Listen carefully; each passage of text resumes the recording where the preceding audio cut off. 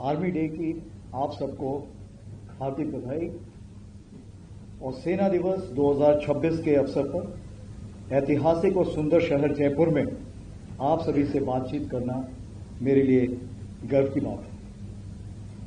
मैं आपके माध्यम से भारतीय सेना के सभी सैनिकों, हमारे सिविलियन कर्मचारियों, वेटरन्स, वीर नारियों और उनके परिवारजनों को हार्दिक शुभकामनाएं देता हूं। इस पावन अवसर पर हम उन वीर सैनिकों को श्रद्धापूर्वक नमन करते हैं जिन्होंने देश की सेवा में सर्वोच्च बलिदान दिया। मैं राजस्थान सरकार और खासकर जयपुर के नागरिकों को तहे दिल से धन्यवाद देता हूं। आज बड़ी संख्या में नागरिकों की उपस्थिति यह दर्शाती है कि सेना और जनता के बीच कितना गहरा संबंध है।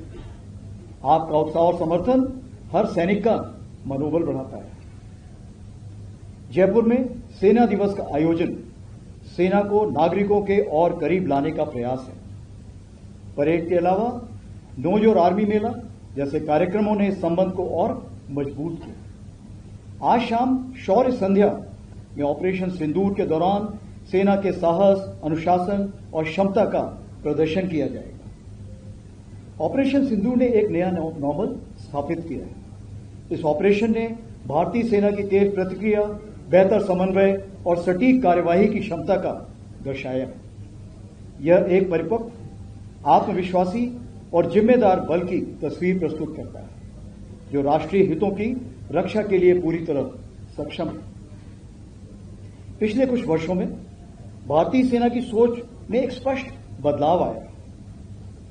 हम केवल वर्तमान चुनौतियों पर ही नहीं बल्कि भविष्यों के युद्धों की तैयारी में भी गंभीरता से काम कर रहे हैं। इसी दिशा में नई संरचनाएं यानी नए स्ट्रक्चर्स बनाए जा रहे हैं जिन्हें भविष्य की आवश्यकताओं के अनुसार इक्विप और ट्रेन किया जा रहा है। इस परिवर्तन प्रक्रिया के अंतर्गत Bhairav battalions, Ashwini platoon, Shaktibaan regiment, Divyastra battery जैसे नई इकाइयां खड़ी की गई हैं जिनको आज आपने परेड के दौरान खुद देखा हुआ है। ये संरचनाएं भविष्य की चुनौतियों के अनुरूप एक एजाइल, रिस्पॉन्सिव और मिशन ओरिएंटेड सेना के निर्माण को दर्शाती है। हमारे इस परिवर्तन की आधारशिला आत्मनिर्भरता है जिसकी झलक आपको परेड के दौरान मेड इन इंडिया उपकरणों के द्वारा देखने को मिली। भारतीय सेना को भविष्य में भी ऐसे वेपन सिस्टम्स और इक्विपमेंट चाहिए जो भारत में ही डिजाइन और डेवलप किए जाए। इंडिजिनाइजेशन अब केवल लक्ष्य नहीं बट आज की तारीख में ये एक रणनीतिक आवश्यकता बन चुकी है। हम डुअल यूज रिसोर्सेज पर भी विशेष जोर दे रहे हैं। ऐसे संसाधन जो मिलिट्री और सिविलियन दोनों उद्देश्यों के लिए उपयोगी हो, जो इंफ्रास्ट्रक्चर, टेक्नोलॉजी और इनोवेशन सेना के लिए विकसित हो, वह देश के समग्र विकास में भी योगदान दे। भारतीय सेना एक फ्यूचर रेडी फोर्स के रूप में आगे बढ़ रही है, चाहे well trained soldiers, modern system, multi domain operation की क्षमता मौजूद है। टेक्नोलॉजी का उपयोग सोल्जर को विस्थापित करने के लिए नहीं बल्कि उसे और सक्षम बनाने के लिए किया जाए। अब तक की प्रगति को आगे बढ़ाते हुए अगले 2 वर्षों को सेना ने एयर्स ऑफ नेटवर्किंग और डेटा सेंट्रिसिटी के रूप में अपनाया है। इससे कनेक्टिविटी, इंफॉर्मेशन फ्लो और डिसीजन मेकिंग और बेहतर होगी। आज की परेड परंपरा और परिवर्तन का सुंदर संगम देखने को मिला। नेपाल आर्मी बैंड ने हमारे प्रगाढ़ संबंधों को दर्शाया जबकि नई इकाइयों की भागीदारी ने सेना की उभरती शक्ति को प्रदर्शित किया। मैं साउथ वेस्टर्न कमांड और सभी परेड में शामिल सैनिकों को आर्मी डे परेड के सफल आयोजन के लिए बधाई देता हूं। अंत में एक बार फिर मैं जयपुर के नागरिकों, राजस्थान सरकार और मीडिया का हार्दिक धन्यवाद करता हूं। आपका विश्वास और समर्थन ही भारतीय सेना की सबसे बड़ी ताकत है। धन्यवाद। जय हिंद। जैसे कि आपको पहले बताया, चीफ ऑफ आर्मी स्टाफ साहब अभी 4 से 5 क्वेश्चंस लेंगे। शुरू करेंगे हम लोकल मीडिया से। Suparna Roy, times of India, Jaipur.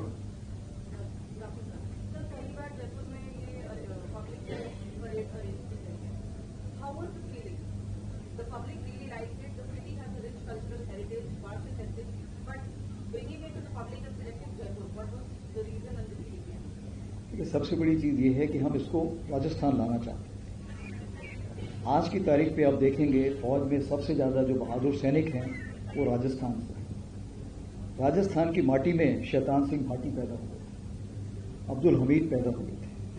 कहने का ये मतलब है ये ऐसी जमीन है जहां पर सारे वीरों ने इतिहास रचा है, या तो यहां पैदा हुए हैं, यहां पर इतिहास रचा है। मैं खुद भी कमीशन के बाद यहाँ पे बीकानेर के पास एक खाजेवाला जगह है, वहां पर था, और मैंने खुद भी बटालियन कमांड राजस्थान में ही की है। तो इससे एक प्यार हमेशा उमड़ा हुआ है।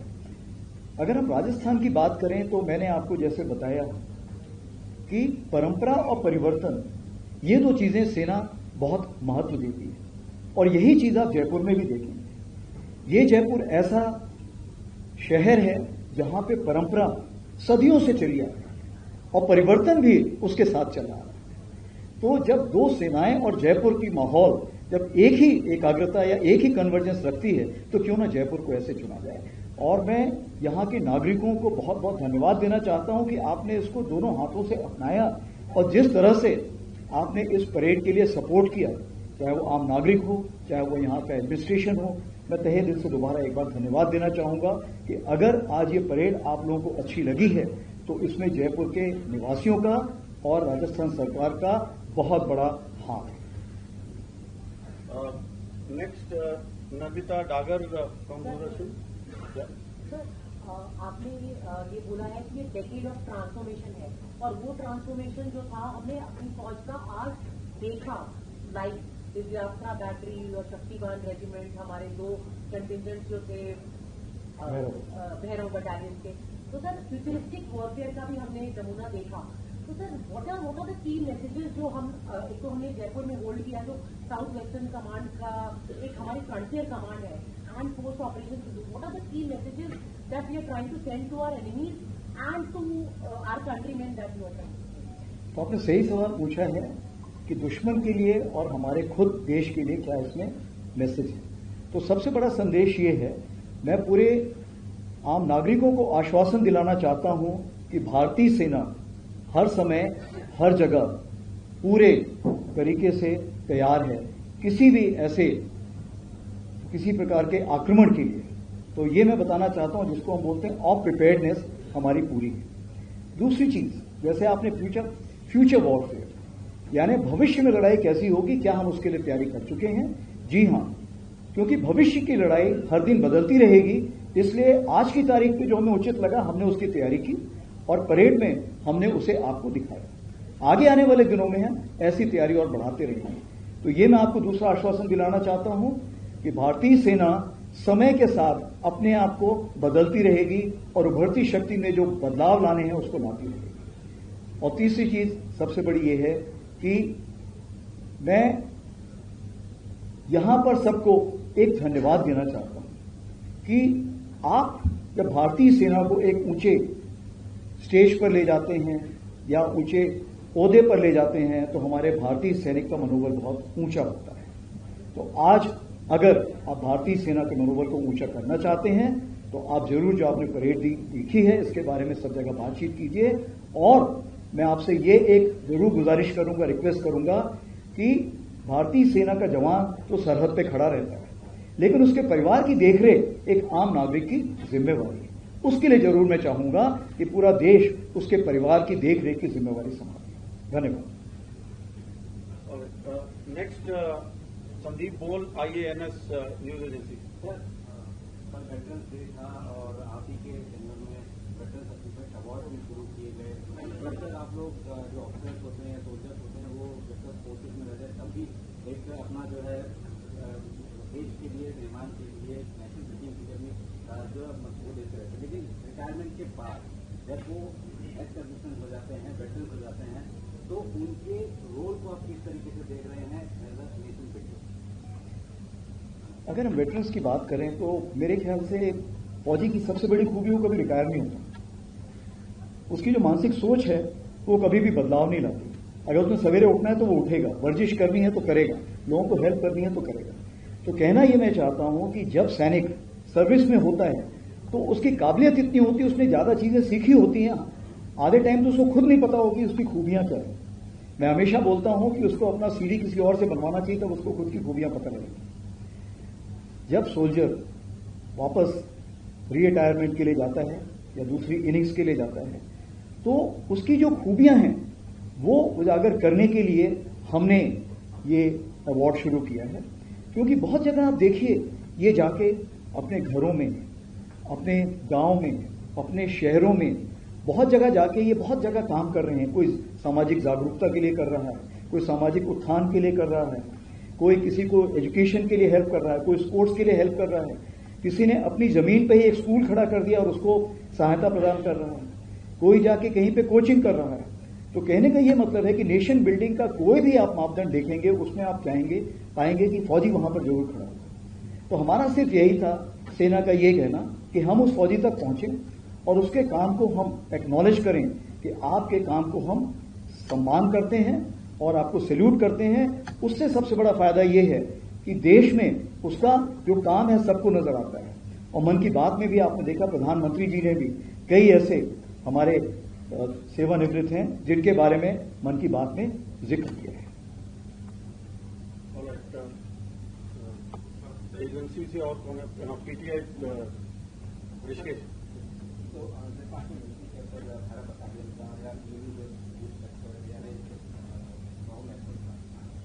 तो ये जो ऐसा है कि आप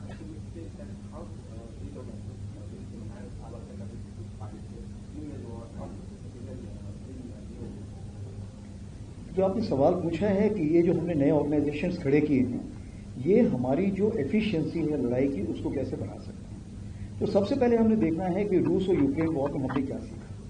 सबसे बड़ी चीज ये है कि हम किसी भी युद्ध की लंबाई के बारे में बता नहीं सकते हैं, वो 4 दिन ऑफ सिंदूर जैसे चलेगी या 4 साल यूक्रेन रशिया वॉर जैसे चलेगी। दूसरी चीज हमने ये सीखी कि टेक्नोलॉजी आपकी एफिशिएंसी बढ़ाती है, आपको बदलाव नहीं कर सकती, आपकी जगह जाकर नहीं बैठ सकती। तीसरी चीज हमने ये देखी, जो छोटी टुकड़ियां हैं वो ज्यादा सफल होती हैं बजाय की बड़ी टुकड़ियों की। और जब आपने टेक्नोलॉजी का बदलाव लाना है तो जो टुकड़ियां ऑलरेडी बनी हुई हैं उनकी आप देखेंगे बदलाव में थोड़ी जो स्पीड होती है वो कम होती है, लेकिन जो नई टुकड़ियां खड़ी होती हैं उसमें स्पीड बहुत फास्ट होती है, क्योंकि उनका कोई पीछे का ऐसा सोच विचार नहीं होता कि मैंने ऐसे ही करना है। इसी चीज को मद्देनजर रखते हुए जैसे भैरव लाए हैं, तो भैरव जो बटालियन रहेगी ये हमारी इन्फेंट्री बटालियन में जो घातक होती है या जो स्पेशल फोर्सेज, इसके बीच में बहुत गैप है। इस गैप को कवर करने के लिए हम लाए हैं। और जिस तरह से आपने इसका जोश देखा, तो एक 25 बटालियन में खड़ी कर दूं तो मुझे लगता है मुझे इन्फेंट्री बटालियन की भी जरूरत नहीं पड़ेगी। इस तरह का जोश इन्होंने आपको दिखाया। जैसे दिव्यास्त्रा और हम शक्तिवान की बात करें तो आपने देखा कि ड्रोन जो आज है वो आपका 400 मीटर से लेके 400 किलोमीटर या 800 किलोमीटर तक जाने की क्षमता रखता है। और अगर हमें ऐसे ड्रोन चाहिए जिसमें कि वो हर जगह पूरे युद्ध क्षेत्र में घूमते रहें और जहां जरूरत पड़े वहां स्ट्राइक करें या इंफॉर्मेशन दें या जो भी कार्रवाई करने हैं उसके लिए वहां पर हाजिर रहें, तो अगर ये करना है तो इसके लिए हमें नया ऑर्गेनाइजेशन चाहिए था, क्योंकि इसके लिए स्पेशलिस्ट नहीं, इसके लिए सुपर स्पेशलिस्ट लोग चाहिए होते हैं। क्योंकि उसने टारगेट के बारे में समझना है, उसने उड़ाने के बारे में समझना है और उसने ये भी देखना है कि कहीं मेरा ही तो टारगेट नहीं है, मेरा ही सैनिक तो नहीं है, पार का सैनिक है। फ्रेंस भी लाने की उसमें क्षमता होनी चाहिए, यानी उसकी काबिलियत बहुत हाई होनी चाहिए। इसीलिए ये नए ऑर्गेनाइजेशन खड़े किए हैं और ये यहां गाड़ी रुक नहीं रही, बदलाव और भी आ रहे हैं। ये आर्मड में भी आएंगे, मैकेनाइज्ड इन्फेंट्री में भी आएंगे, सिग्नल्स में भी आएंगे, एयर डिफेंस में भी आएंगे। आज आप देखेंगे युद्ध क्षेत्र, रण क्षेत्र इतनी जल्दी से बदलाव ला रहा है कि उसको बदलाव में आपको शामिल होने के लिए आपको उससे तेज चलना पड़ेगा। और आप क्योंकि फ्यूचर प्रेडिक्ट नहीं कर सकते हैं, इसलिए जो जो जैसे आपको सिचुएशन आ रही है उसके साथ ही आपको बदलाव लाना बहुत लाजमी है। लास्ट में एक और हम एजेंसी से इसलिए पूछ रहे हैं ताकि आप सब लोगों को फीड मिल सके।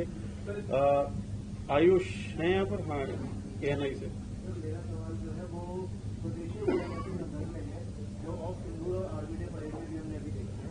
सर, इंडियन आर्मी इसे बैलेंस आउट कैसे करेगी? मॉडर्नाइजेशन भी जरूरी है और आत्मनिर्भर भारत भी, इसके बीच में हमने एक समानता कैसे? आपका सवाल बहुत जरूरी।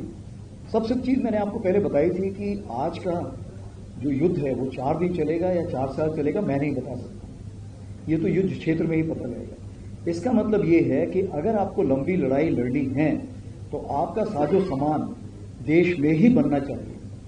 उसको अगर आपने रिपेयर करना है तो वो भी देश में होना चाहिए। लेकिन आपके पास अगर किसी चीज की कमी पेशी है तो उस चीज को पूरा करने के लिए हमारे पास 3-4 रास्ते होते हैं। या तो आप विदेश से खरीदें, या विदेश की टेक्नोलॉजी भारत में लाएं, उसका उत्पादन भारत में करें, या आप विदेशियों को बोलिए कि वो भारत में है उसका उत्पादन करें ताकि सब लोग उसको खरीद सकें। तो इस प्रकार के 3-4 ऐसे चैनल्स होते हैं जिसके थ्रू हम आत्मनिर्भरता बढ़ा सकते हैं। लेकिन सबसे बड़ी बात यह है कि रिसर्च एंड डेवलपमेंट, अनुसंधान जो है, ये बहुत जरूरी चीज है। जब तक हमारा भारत अनुसंधान की तरफ ध्यान नहीं देगा और सिर्फ टेक्नोलॉजी लाता रहेगा और यहां बनाता रहेगा, तब तक हम लंबी लड़ाई लड़ने के काबिल नहीं होंगे और तब तक हम पूर्ण रूपेण आत्मनिर्भरता नहीं हासिल कर सकते। इसीलिए रिसर्च एंड डेवलपमेंट बेस बहुत जरूरी है। इसी चीज को मद्देनजर रखते हुए भारतीय सेना ने जो पहल की है वो डीआरडीओ के साथ, एकेडमिया के साथ, इंडस्ट्रिया के साथ, पॉलिसी मेकर जो हैं उनके साथ मिलके हम सोच विचार कर रहे हैं कि इसको आगे कैसे ले जाना है। उसी के मद्देनजर आईडेक्स स्कीम, अदिति स्कीम, ऐसे बहुत सारी स्कीम हमने बनाई हुई हैं जिसमें रिसर्च एंड डेवलपमेंट को बढ़ावा देते हैं। और जब वो हमें नए इक्विपमेंट देते हैं तो आज की तारीख पे हम उसे कम से कम 4 से 6 गुना ऑर्डर प्लेस कर सकते हैं। और जो नई हमारी डिफेंस एक्विजिशन प्रोसीजर आ रहा है उसमें ये दुगना बढ़ने जा रहा है। तो मैं आपके माध्यम से पूरी इंडस्ट्रीज को, सबको यही बताना चाहता हूं कि आत्मनिर्भरता के लिए भारतीय सेना पूरी तरह से तैयार है। उसके लिए आप इक्विपमेंट बनाइए, लाइए और लंबी दूरी की जितनी भी लड़ाई होनी है उस सब के लिए हम भारतीय सेना भारत से ही सारा आला खरीदेगी।